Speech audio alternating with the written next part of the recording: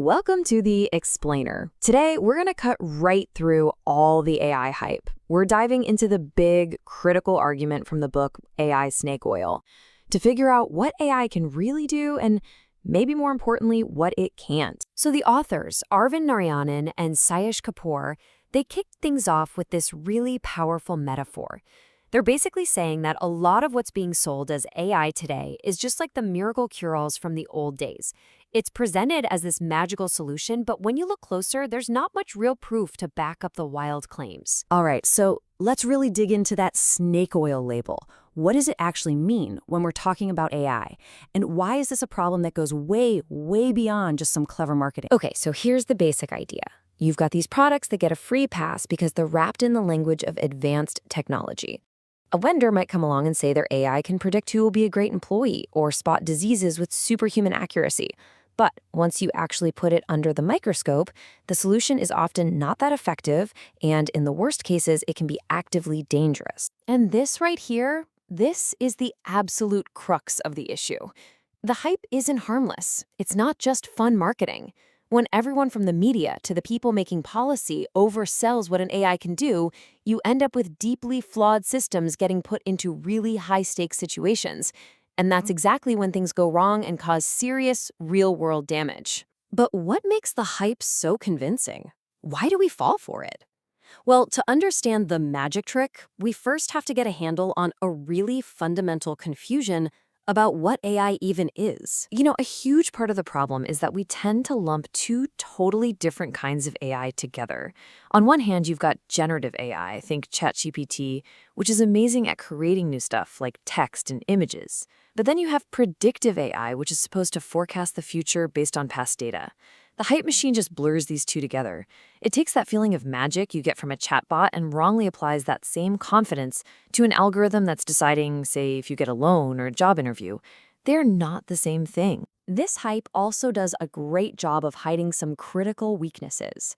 For example, a model can be overfit, which means it's like a student who memorized the answers for one specific test but is totally lost when faced with new questions. There's also a massive reproducibility crisis, where even other scientists can't verify the claims from AI research papers.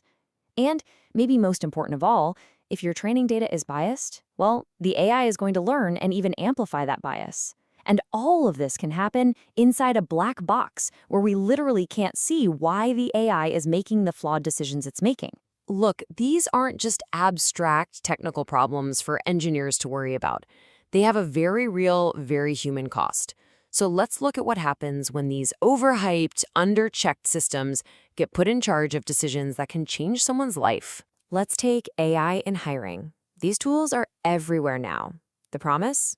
A totally unbiased, super efficient way to find the absolute perfect person for the job. But what really happens when an algorithm is making the call? Well, here's the typical domino effect. It starts with the model being trained on a company's past hiring decisions, which, let's be honest, almost always reflect existing human biases. The AI then learns to associate success with totally random things that are actually proxies for privilege, like someone's zip code or if they played a certain sport in college. And what's the result? Perfectly qualified people get tossed aside for the wrong reasons, and the very inequality the tool is supposed to solve just gets automated and locked in place. And listen, this isn't just about hiring. You see the exact same pattern of failure in other incredibly important areas. In medicine, models that look like genius in a lab can fail spectacularly when real-world patient data is little different. In the justice system, biased risk assessment tools can end up denying people parole based on garbage data. The stakes here are just about as high as they get. Okay, so recognizing the problem is the first step. But the goal here isn't to be a pessimist, it's to be prepared. So let's switch gears and talk about the solution. A practical, hands-on toolkit for spotting this stuff in the wild. This is the single most important question you can possibly ask. When a company makes some huge claim about its amazing AI, our default reaction shouldn't be trust. It should be scrutiny. We have to start asking, who is checking the work? Who verifies the claims?